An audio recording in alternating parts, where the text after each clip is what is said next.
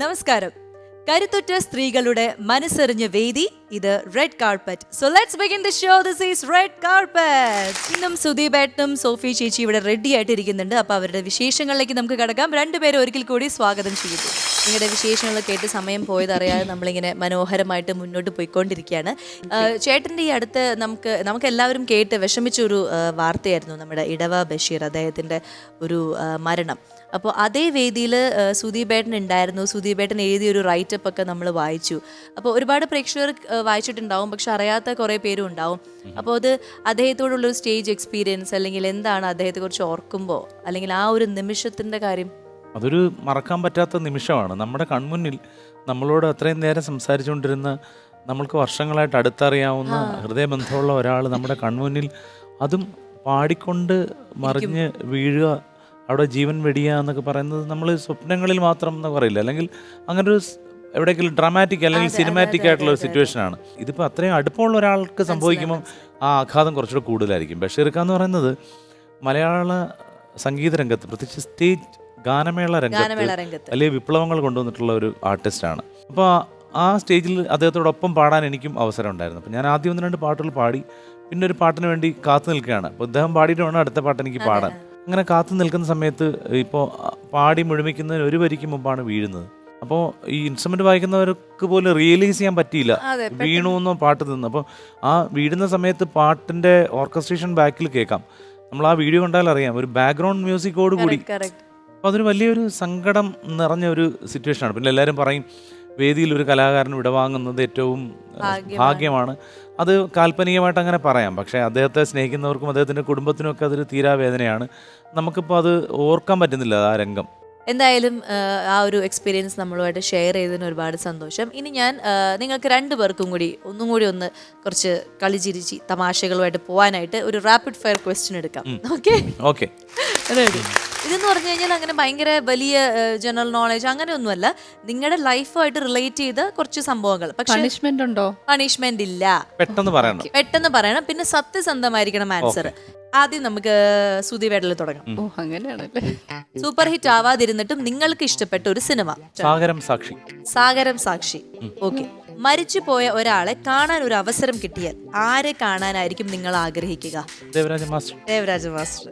ഒരു സിനിമാ നടിയെ വിവാഹം കഴിക്കാൻ ഒരു അവസരം കിട്ടിയാൽ നിങ്ങൾ ആരെ വിവാഹം കഴിക്കും? മലയാളം, തമിഴ്, തെലുഗു, ഹോളിവുഡ് വരെ പോവാം. പെട്ടെന്ന് ഇഷ്ടമുള്ളൊരു സിനിമാ നടി പറ.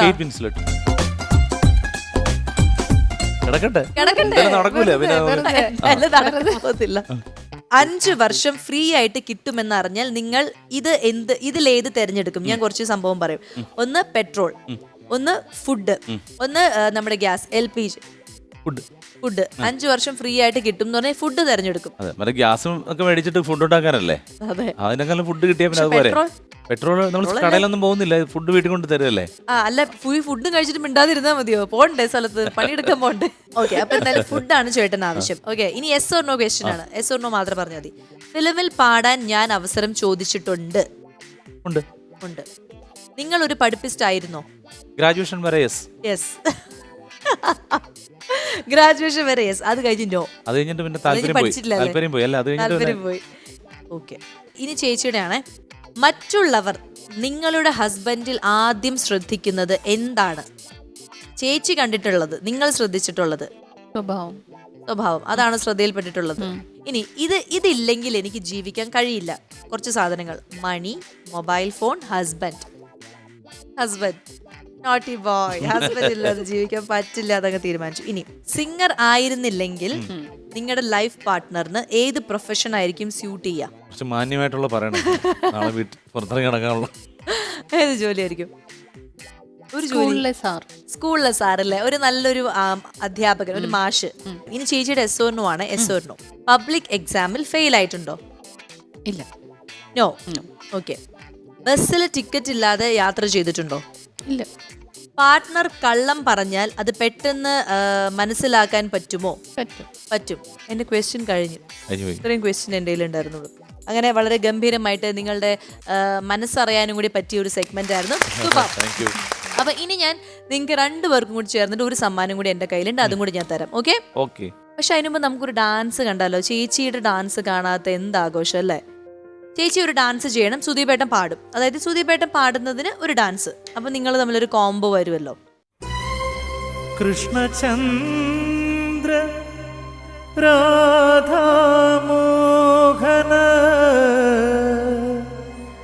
മേരേ मन में विराजो जी,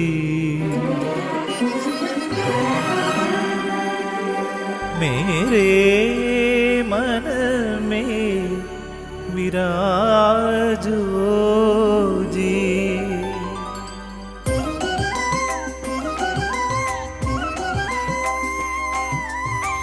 मधुरं गायति मीरा मीरा, मधुरं गायति मीरा. ओ हरिजपलय मीरा, एन् पार्वण विधुमुखी मीरा. प्रणयाञ्जलि प्रणवाञ्जलि, ഹൃദയാങ്കുലീകലമൊഴിഞ്ഞു മധുരമൊരു മന്ത്രസന്ധ്യയായി നീ. മധുരം ഗായതി മീര മീര, മധുരം ഗായതി മീര.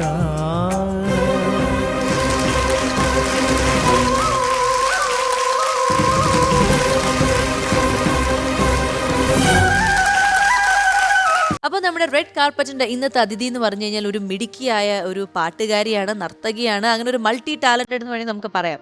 കലോത്സവ വേദിയിൽ ഒരു മിന്നും താരത്തെയാണ് നമ്മൾ സ്വാഗതം ചെയ്യുന്നത്. സോ ലെറ്റ്സ് വെൽക്കം ഭാവന കൃഷ്ണ.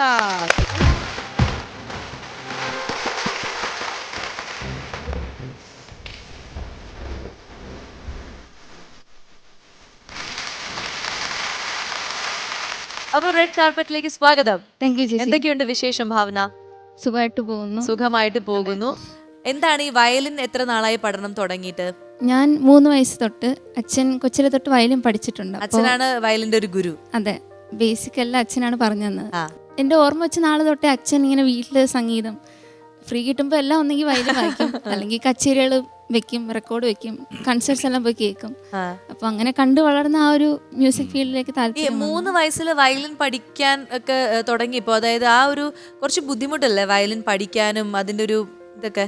ആ അതെ, ഇപ്പം അച്ഛൻ വായിക്കുന്ന കേൾക്കും, അപ്പോൾ അതനുസരിച്ച് ഉള്ള താല്പര്യം വന്നിട്ട് ഒരു ബേബി വയലിനൊക്കെ അച്ഛൻ വായിച്ചു. ശരി. കലോത്സവ വേദിയിൽ ഏറ്റവും കൂടുതൽ പെർഫോം ചെയ്തിരിക്കുന്ന ഏതാണ്? പാട്ടാണോ, വയലിനാണോ, ഡാൻസ് ആണോ? വയലിനാണ്. വയലിൻ തന്നെയാണ്. അപ്പം സ്കൂളിലും കോളേജിലും ഒക്കെ മത്സരിച്ച്? അതെ, എനിക്ക് തുടർച്ചയായിട്ട് 4 വർഷം സ്റ്റേറ്റ് ലെവലിൽ വയലിനിൽ പങ്കെടുക്കാൻ കഴിഞ്ഞു. എ ഗ്രേഡ് ഉണ്ട്. പിന്നെ +2 പഠിക്കുമ്പോൾ കൊറോണ സാഹചര്യങ്ങളായതുകൊണ്ട് കലോത്സവം നടന്നില്ല. മനസ്സിലായി. ലൈഫിൽ അങ്ങനത്തെ ഒരു ആഗ്രഹം ഉണ്ടോ, വയലിനും പാട്ടും എല്ലാം ഒരുമിച്ച് കൊണ്ടുപോകാൻ? തീർച്ചയായിട്ടും ഉണ്ട്. എങ്ങനെയാണ്, അതായത് വയലിൽ നിന്ന് പാട്ട്, അതിൽ നിന്ന് ഡാൻസ്, അപ്പൊ ഈ ഒരു വേറെ വേറെ കാര്യങ്ങൾ പഠിക്കണം എന്നുള്ളൊരു ആഗ്രഹം വരാൻ എന്താ കാരണം? ഞാൻ കൊച്ചിലെ തൊട്ടേ മ്യൂസിക് കേട്ട് വളർന്നതാണ്. തുടക്കത്തിൽ ഞാൻ ഡാൻസാണ് പഠിച്ചത്. കൊല്ലം കലാമണ്ഡലം മായ രാജേന്ദ്രൻ ടീച്ചറും കലാക്ഷേത്ര രാജേന്ദ്രൻ സാറിൻ്റെ അടുത്തും കുറേ വർഷം പഠിച്ചു. 6 വയസ്സായപ്പോൾ ഭരതനാട്യം അരങ്ങേറ്റം ചെയ്തു. 8 വയസ്സിൽ കുച്ചിപ്പുടി അരങ്ങേറ്റം. അത് കഴിഞ്ഞിട്ട് അവിടെ ടീച്ചർ സീനിയേഴ്സിനെ പഠിപ്പിക്കുന്ന പദങ്ങളൊക്കെ ഞാൻ കേട്ട് വീട്ടിൽ വന്ന് പാടുമായിരുന്നു. അപ്പം അങ്ങനെ കണ്ട് അച്ഛനും അമ്മയും ടീച്ചറും എല്ലാം ചേർന്ന് എന്നെ മ്യൂസിക് ക്ലാസ്സിൽ കൊണ്ടുവിട്ടു. മുഖത്തല തുളസി സാറിൻ്റെ അടുത്ത് പാട്ട് 2 വർഷത്തോളം പഠിച്ചു. പിന്നെ അതിനുശേഷം അച്ഛൻ്റെ ജോലി സംബന്ധമായിട്ട് ഞങ്ങൾ ട്രിവാൻഡ്രത്തേക്ക് ട്രാൻസ്ഫർ ആയി. കുറച്ച് നാൾ കലാശ്രീ SR രാജശ്രീ ടീച്ചറിൻ്റെ അടുത്ത് വയലിനും വോക്കലും ആയിട്ട് കണ്ടിന്യൂ ചെയ്തു. ഇപ്പം തിരുവനന്തപുരം NJ നന്ദിനി ടീച്ചറിൻ്റെ അടുത്ത് ഹയർ സ്റ്റഡീസ് വോക്കൽ ചെയ്യുന്നുണ്ട്. അപ്പോൾ പഠിത്തം എങ്ങനെയാണ്, എന്താണ് പഠിക്കുന്നത് ഇപ്പോൾ? കോളേജിലൊക്കെ ആയി? അതെ, ഇപ്പം ഞാൻ 2nd സെം ആണ്. മാറിവേനസിലെ BSc കമ്പ്യൂട്ടർ സയൻസ് ആണ്. നമുക്ക് എന്തായാലും ഭാവനയുടെ ഒരു പാട്ട് കേട്ടാലോ? ഒരു 2 വരി നമുക്ക് വേണ്ടിയിട്ട്. രാജഹംസമേ മഴവിൽ കുടിലിൽ സ്നേഹ ദൂതുമായി വരുമോ?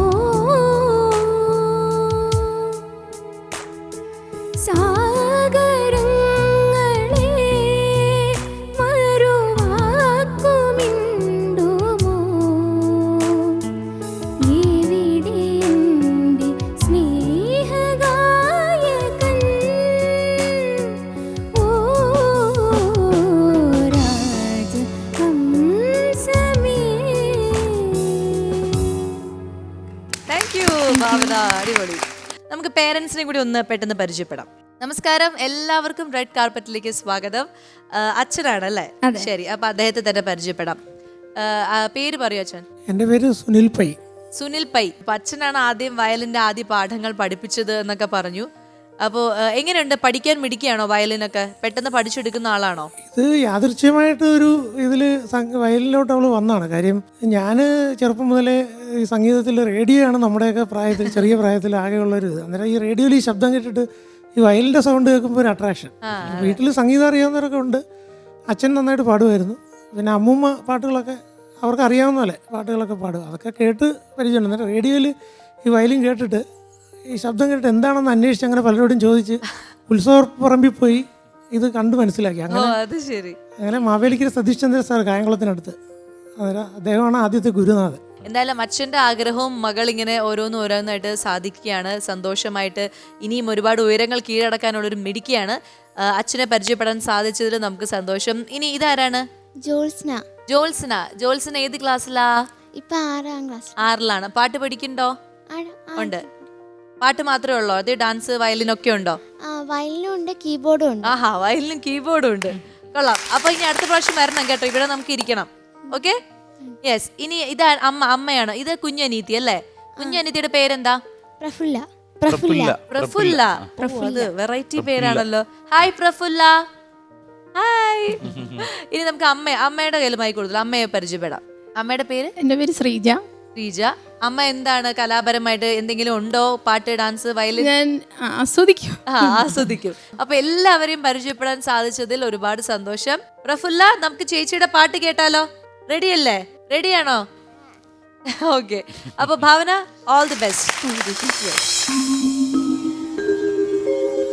பாடறியேன் படிப்பறியேன் பள்ளிக்கூடந்தான் அறியேன் ஏதறியேன் எழுத்தறியேன் எழுத்துவக நான் அறியேன்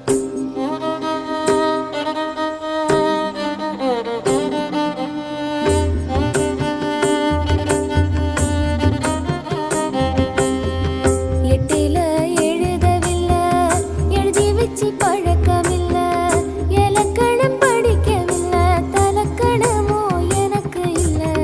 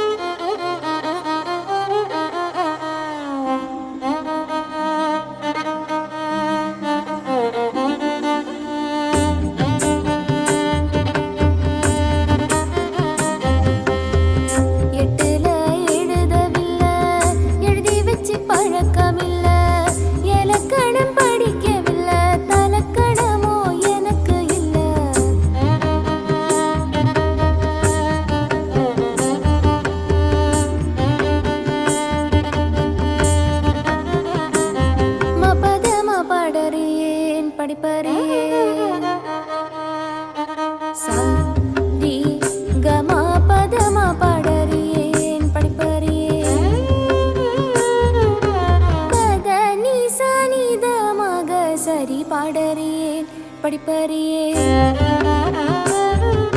ச ச ரிக சரி கம கச பதமா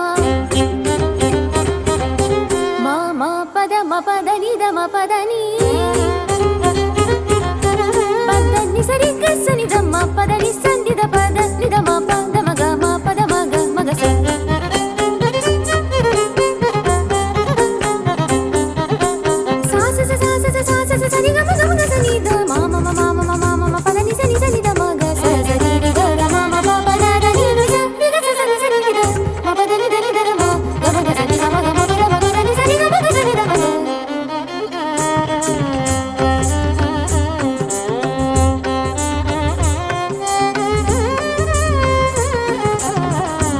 മടി നിന്നെ മുരളിട നീ മനസൂനദയരാതു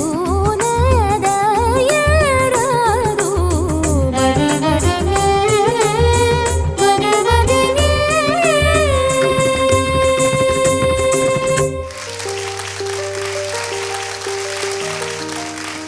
എനിക്ക് ഏറ്റവും ആദ്യം പറയാനുള്ളത് ഈ പാട്ട് സെലക്ട് ചെയ്തത് അല്ലേ, ഒരു കേൾക്കാൻ നല്ല സുഖമുള്ള ഒരു പാട്ടായിരുന്നു അത്. വയലിൻ പാട്ട് ആ ഒരു കോംബോയില് ഭയങ്കര രസമുണ്ടായിരുന്നു. എനിക്ക് ഭയങ്കര ഇഷ്ടപ്പെട്ടു. സുദീപേട്ടൻ എന്താണ് അഭിപ്രായം? ഈ പാട്ട് പാടാൻ വലിയ ബുദ്ധിമുട്ടാണ്, വയലിൻ വായിക്കാൻ അതിനേക്കാൾ ബുദ്ധിമുട്ടാണ്. ബുദ്ധിമുട്ടാണ്. രണ്ട് ബുദ്ധിമുട്ടുള്ള കാര്യങ്ങൾ ഈസി ആയിട്ട് ചെയ്തു. അതിലാണ് നമ്മുടെ നമസ്കാരം. സൂപ്പർ. ചേച്ചി എന്താ പറയാനുള്ളത്? ഇത് തന്നെ പറയാനുള്ളത്. ഇത്ര സിമ്പിളായിട്ടാണ് ചെയ്തത്. നമ്മളിങ്ങനെ തയ്യാറെടുത്തിരിക്കും ഈ പാട്ടാണല്ലോ എന്ന് അറിഞ്ഞപ്പോഴേ വളരെ ഭംഗിയായിട്ട് ചെയ്തു. സൂപ്പർ. അപ്പോൾ ഒരു സമ്മാനം നമ്മുടെ റെഡ് കാർപ്പറ്റ് ടീമിന്റെ വകയുണ്ട്. നിങ്ങൾ രണ്ടുപേരും ഞാൻ വേദിയിലേക്ക് ഒരിക്കൽ കൂടി ക്ഷണിക്കുകയാണ്.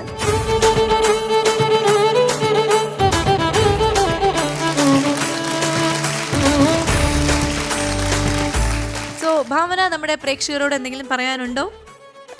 ഇതുപോലൊരു വേദിയിൽ വന്നിങ്ങനെ വായിക്കാൻ കഴിയുന്നത് തന്നെ വലിയൊരു ഭാഗ്യമാണ്. ഒരിക്കൽ കൂടി അമൃത ടിവിക്കും റെഡ് കാർപ്പറ്റിന് ഒരുപാട് നന്ദി അറിയിക്കുന്നു. ഭാവനയുടെ ഫസ്റ്റ് ഒരു ടെലിവിഷൻ ഷോയും കൂടിയാണ് കേട്ടോ ഇത്. അപ്പൊ ആ ഒരു സന്തോഷം നമ്മൾക്കുണ്ട്. നല്ലൊരു കലാകാരിയെ പരിചയപ്പെടുത്താൻ ഞങ്ങൾക്ക് സാധിച്ചു എന്നുള്ള ഒരു സന്തോഷമുണ്ട്. So thank you so much സുദീപേട്ട ആൻഡ് സോഫിയ ചേച്ചി. Thank you. ഒരുപാട് സന്തോഷം. കുറെ വിശേഷങ്ങൾ കേൾക്കാൻ സാധിച്ചു. നല്ല പാട്ടുകൾ, ഡാൻസും ഒക്കെ കാണാൻ പറ്റി.